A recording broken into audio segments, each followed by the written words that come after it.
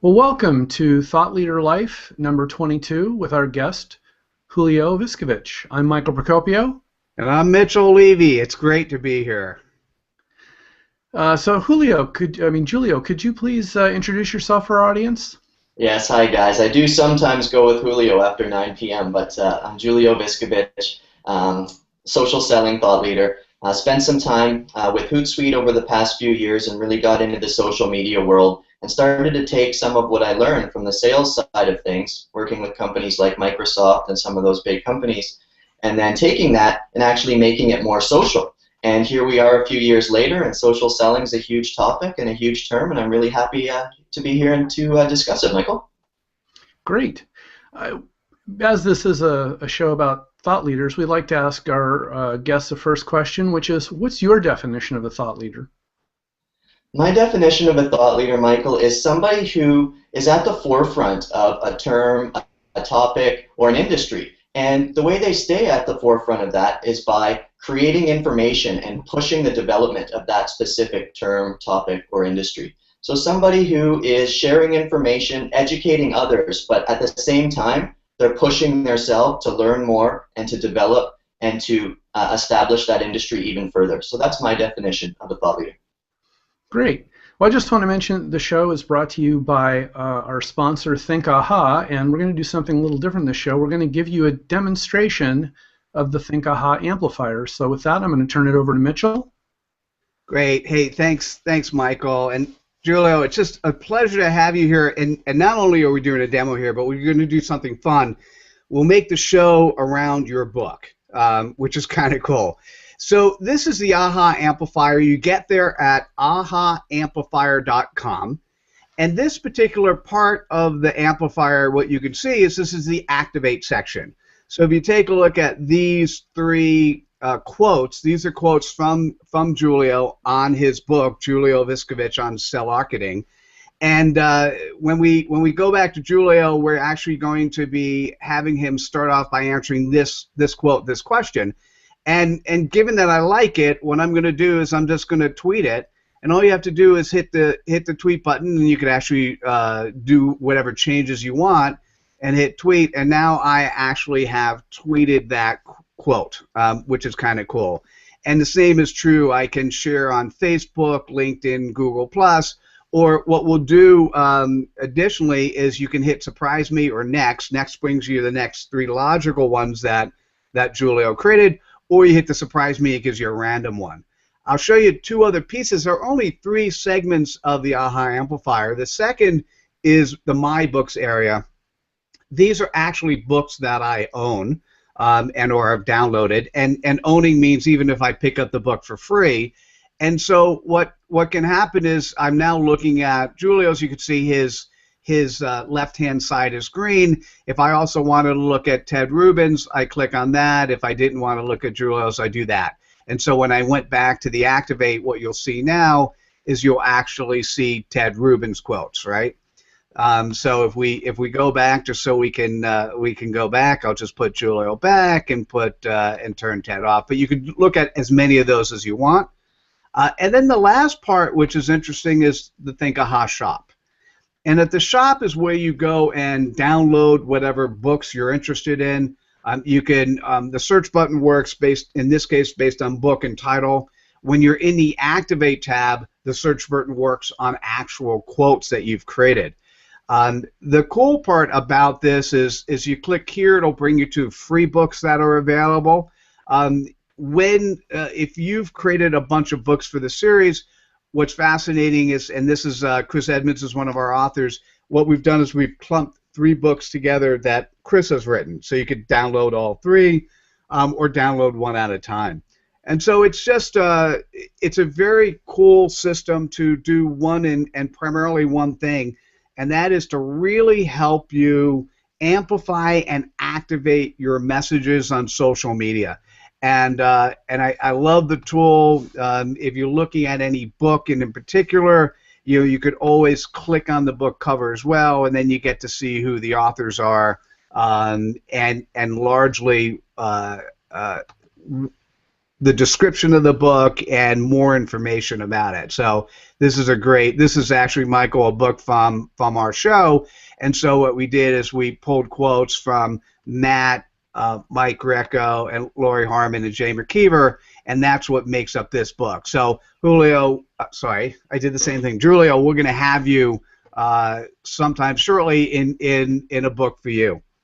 So now let's go back and put the floor back on you, Julio, and why don't you answer this question, which is this one right here, number 15 in your book. It's important to note that social selling is an additive to the sales process, not a full-scale change.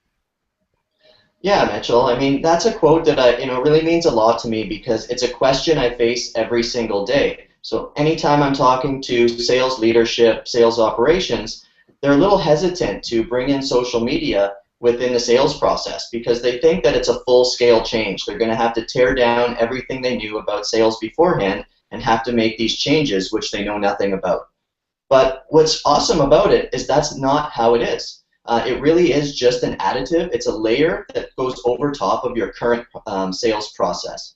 So it's not something that's going to require a full-scale teardown. It's really just simply the adoption of new tools. Just like email, just like phone came after the fax machine, social media is just an additive onto the already oiled sales process. It is interesting that when I think about companies, they think it's an either or, right? So they think it's, oh, well, we could do sales like we've done in the past, or we could do this thing called social selling, and so why don't you just address that a little bit more, and then we'll go to the next aha. Absolutely.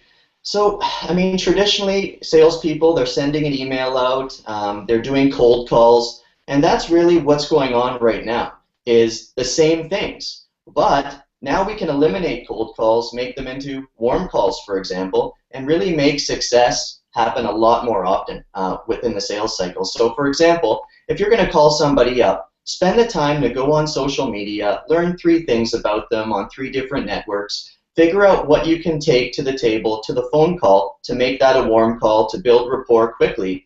And the other thing that does is it allows you to interact and engage with them also before the call. So by retweeting, by liking a post, by favoriting something, those are all little things that build social currency. They add value to that particular person so that when you jump on that phone call, it's a completely different ballgame. The calls are better, they're enjoying being on the phone with you, you've added value to them, and it's a much smoother process. So those are just some ways that you can take some social elements, work it into what you're currently doing today, and be much more successful doing it. I like it. I like it. So, hey, Michael, why don't you go to your screen, hit the surprise me button, and read out the next aha. Uh-oh, I think you're on mute, my friend. Yes. So the next one is number 38. The sphere of influence concept allows salespeople to map the best way of leveraging existing relationships. Ooh, that's a good one.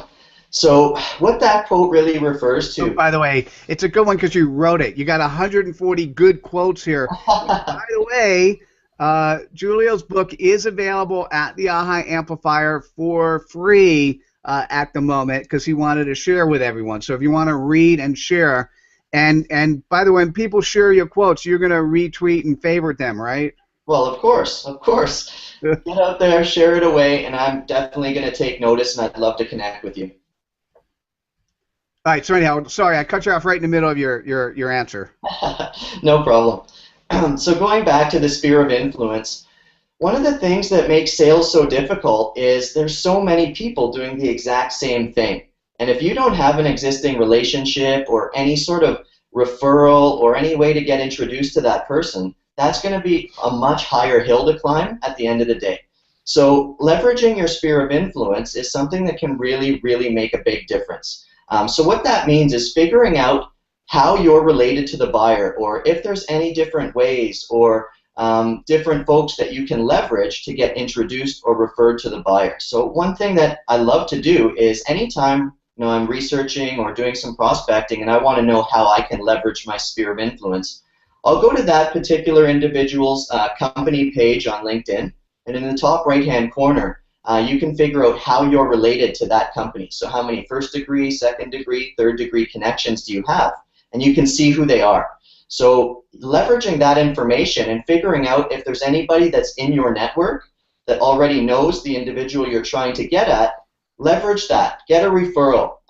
Ask for an introduction on LinkedIn, or just simply reach out to that person and let them know, or ask them if they can, please hand you over, give you an introductory email, or at the very least, at least mention that person in your introductory email. And that, it really, really magnifies, your ability to reach that person. Instead of 10 or 20 emails or 5 or whatever it is you may send, you're probably going to get picked up after the first. By the way, I absolutely agree with you.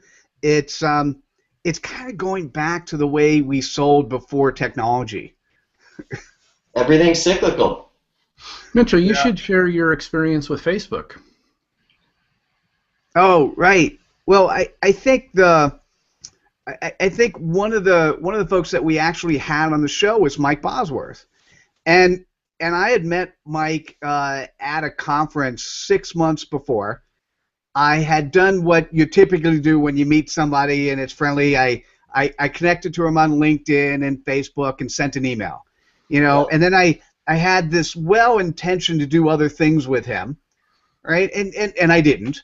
But what I did do is I watched his Facebook stream, and every now and then I would do a like. And I probably, over the course of 4 or 5 months, I probably liked, maybe 1 or 2 a month, right? So not a lot, right? I wasn't, I didn't stalk and like everything he did.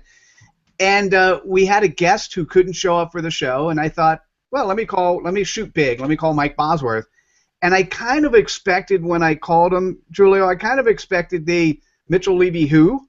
And when he picked up the phone, he goes, Mitchell Levy, so good to hear from you. How can I help you? And I would say 100% of that is based on what you just said. It basically, Facebook warmed up the cold lead. Yeah, exactly. I mean, you just explained exactly what I'm talking about, Mitchell, and that's what has to be done. Building social currency. I'm a big fan of Gary Vaynerchuk, as you know, and we were chatting about him earlier. And I think he always had this one quote that was just so amazing and representative, but also so very funny too. And he said, too many people are like the 18-year-old at the prom. They're trying to close right away. They don't go to the dinner. They don't do any talking. They don't spend the time to actually get to know somebody. So I always really like that quote, and I think about it every single time I see how people are interacting on LinkedIn and other social channels. I have to tell you, I've seen Gary. I just saw Gary recently at a conference, and in getting prepared, and actually it's just Gary Vaynerchuk. You can't not run into the stuff he writes or watch his videos, and he's always so wild. But to actually be there live and watch what he does with an audience, if you got a chance to see Gary V, you've got to do it. He's spectacular, and he's spot on in terms of his content. Hey, Michael, can we why don't you hit this? Let's go to the screen and hit the surprise me button. See what's next. Okay, let's see what we get over here. Drum roll. Drum. Actually, we need a drum roll. You know what I'm gonna hit the easy button next time.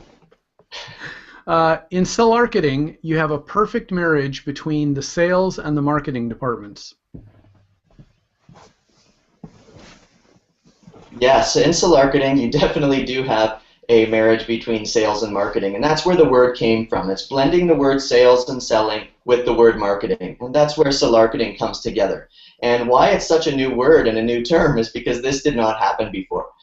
Anybody who's worked in either sales or marketing traditionally knows it's been a battle, it's been a fight, weapons were involved, And now all of a sudden, in order to make selling happen, we need a marriage between sales and marketing. It's not the same anymore.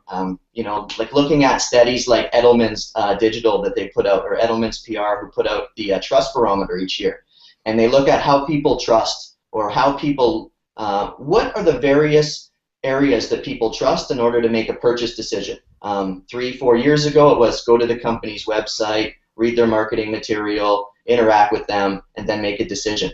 Well, fast forward to now, and that's completely different, right? That's flipped now. I don't care what somebody's telling me through their marketing material. We've all been lied to in the past. We're on to it. With the invention of the internet, we have the ability to read and use Google and figure out, whether you're telling the truth or what the real reviews say online. So given that, marketing has a whole new job now, and it's to leverage people. So going back to the Edelman's study, they figured that people now don't trust marketers. They trust real people, third-party folks that have no affiliation with the company.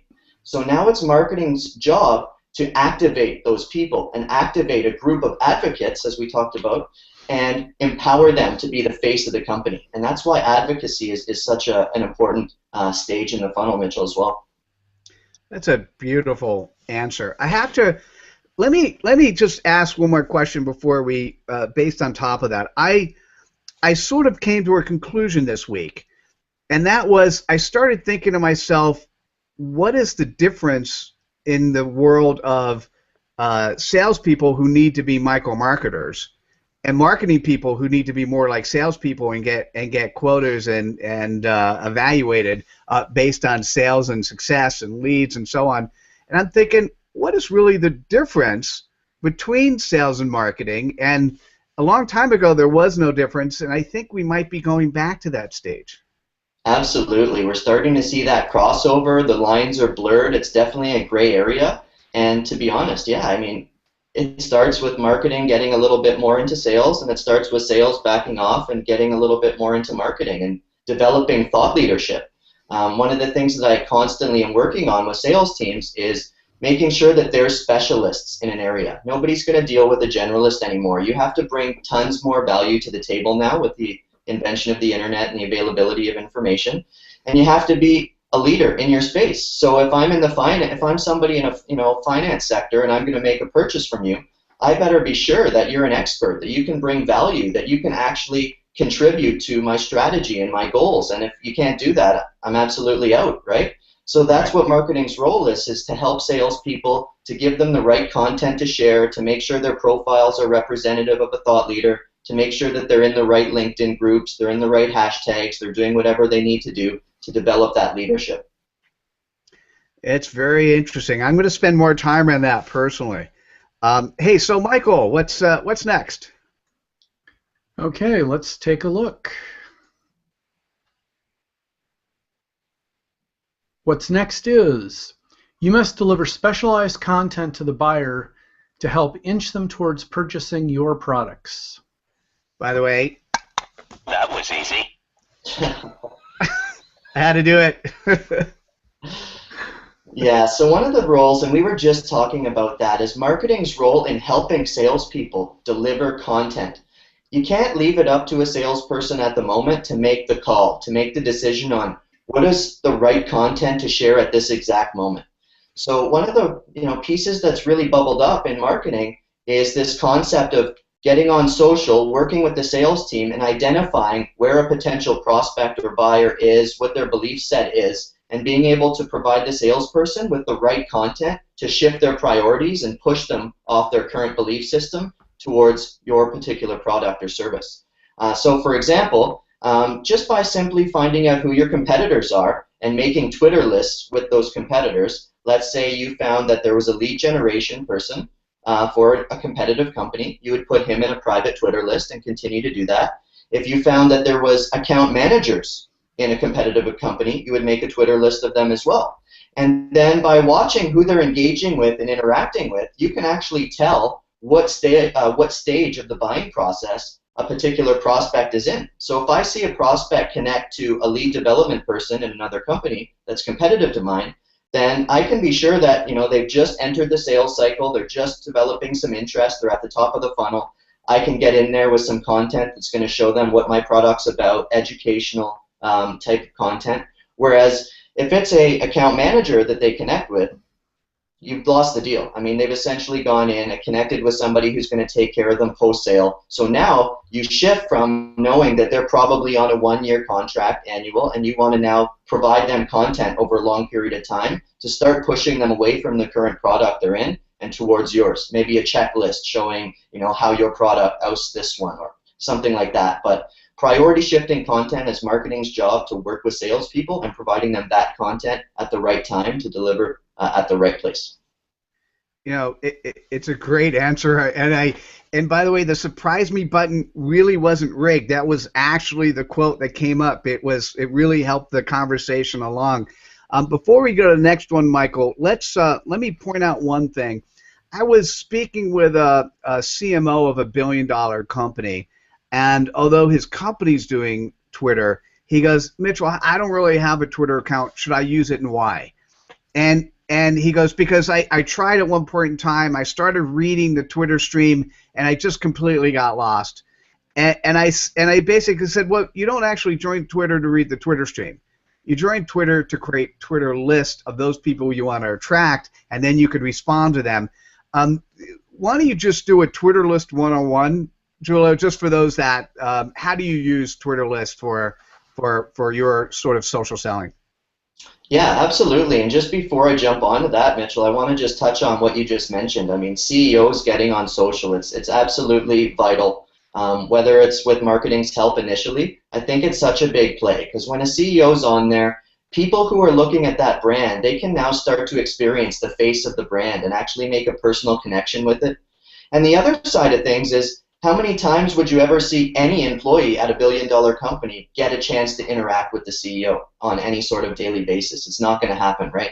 So when CEOs or other members of the C-suite are on social media, now all of a sudden people are engaging with them, they're interacting with them. Even if they're only retweeting their CEO's tweet, they're still engaging and interacting and getting that sense. So anytime I see a company who's adopted social amongst the C-suite, I'm seeing a lot more satisfaction amongst employees. Employee satisfaction is through the roof because of that engagement.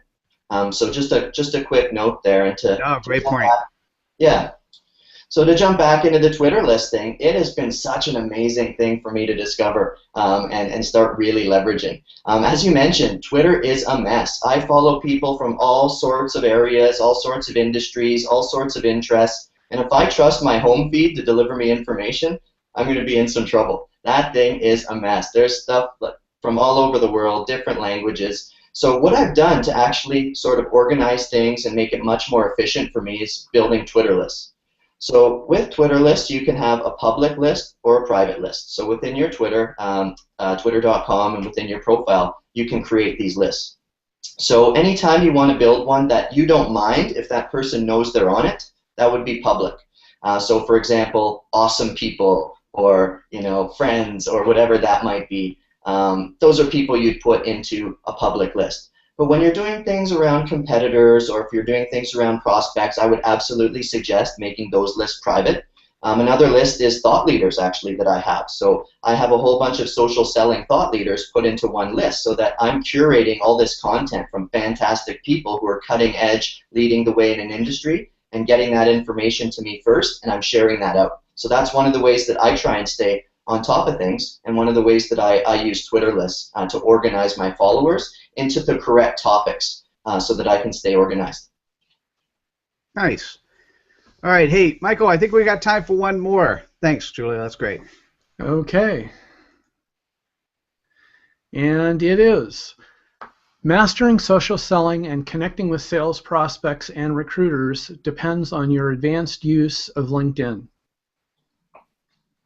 Yeah, so there's so many things that LinkedIn provides that people just are not leveraging and don't know about, and there's just so many things that people should be doing on there. So when I connect with somebody, whether it's a recruiter or whether it's a prospect, you need to know about that person, and that's what LinkedIn really provides, is the ability to get to know somebody beyond their name, to get to know their history, who they're connected with, the awards they've won in the past. Whether it's a recruiter, what types of things do they look for? What types of LinkedIn groups are they using? All this information is available on LinkedIn. So for the average user who's looking to get information about prospects, or they're looking to connect with a recruiter, they have to leverage this information and make sure that they're doing it right. And that goes back to not just asking for something right away. If I could say my one pet peeve on LinkedIn, it's somebody who connects with me and immediately asks me for something. Had this example the other day where someone connected with me, they endorsed me for 4 or 5 skills without knowing me whatsoever. I think they just picked random 4 or 5 skills on LinkedIn, and then they immediately followed up with, hey, you should look at buying my software, can we set up a call? So doing that is absolutely, You mean that's not endearing to you? You got a new friend. Well, the funny thing is, one of my friends, Jill Rowley, actually had shared the exact same email that I had gotten on a blog post the next day, talking about how you should really go about building social currency before asking for something. So I thought that was hilarious, and I screen capped it, and I'm keeping that for future use. Oh, that person might be using your Twitter list to figure out who to go after. It's a private one, no way. So no. So I agree with you, but let's talk about LinkedIn for a second. My personal, I now have 2 favorites on LinkedIn. A LinkedIn group has always been, up until now, one of my favorite ways for somebody to sort of build credibility. As a matter of fact, what I've done is, on the Thought Leadership Best Practices group, I built it to enough people and enough layers that the last time I actually did a talk, I basically pulled the top 5 best practices I've seen from the Thought Leadership Best Practices group, and it made for a great talk. And this was something that 10 months, 12 months ago didn't exist. And so it was a good way to get credibility. So I like groups, and I like the LinkedIn blogging platform. What else do you like about LinkedIn? Well, the groups is huge, and you said it there. And the one great thing is, when you have a group, particularly like yours, for example, the Thought Leader group, you have other people who are interested, other thought leaders who congregate to that particular area. So it's helping you stay ahead of the curve. It's helping you stay educated. And as you said, all you had to do was go in there, take the top 5, and then go and talk about it. I mean, those are cutting-edge topics that are just being talked about in that group. The blogging platform, as you mentioned, is huge. Absolutely. Once you step into some of the paid versions of LinkedIn as well, I mean, the saved searches is absolutely key. The in-mail, I found that the success rate of in-mail versus email is absolutely huge because people are getting less of them. As you know, it's sort of the grass is greener on the other side thing. As soon as the mainstream market starts to do too many things like blast out email templates, people start to move away from that, and the success rates go down, and then the success rates of what people aren't doing start to go up in things like in-mail. I've even seen people send faxes that have actually worked these days. But going back to LinkedIn, yes, groups, of course, is huge. The blog is amazing because that allows you to get out in front of people as well. Ever since LinkedIn made the purchase of Pulse and brought that into the platform, it's a really, really nice way of delivering and curating information. So by blogging on LinkedIn, if you do some good work, it's going to get picked up and it's going to get amplified across LinkedIn Pulse, and you can really get some good amplification of your content there. So those are definitely some of my favorite pieces of LinkedIn. Of course, endorsements is a good way to also show what you're good at. As long as people are using it properly and endorsing people for the right and appropriate skills, it does work. And LinkedIn also gave the ability recently that you can move them around if you're editing your profile. So if you have a bunch of 99s or high numbers up at top, you can move those to the bottom and get more skills that you feel are more representative of yourself and the industry and the thought leadership that you're trying to provide, and move those up to the top so that people can endorse you for those. Oh, I got to look at my endorsements. Good point. Yeah, I forgot about that. I kind of look at the endorsements as, and I like to use the word Yelp as a verb, I look at endorsements as the Yelp score, right? When somebody goes to connect to me, and when I got back from 2 days without playing with LinkedIn, I had 40 LinkedIn requests, and I have to look at everyone's profile. I just don't say yes.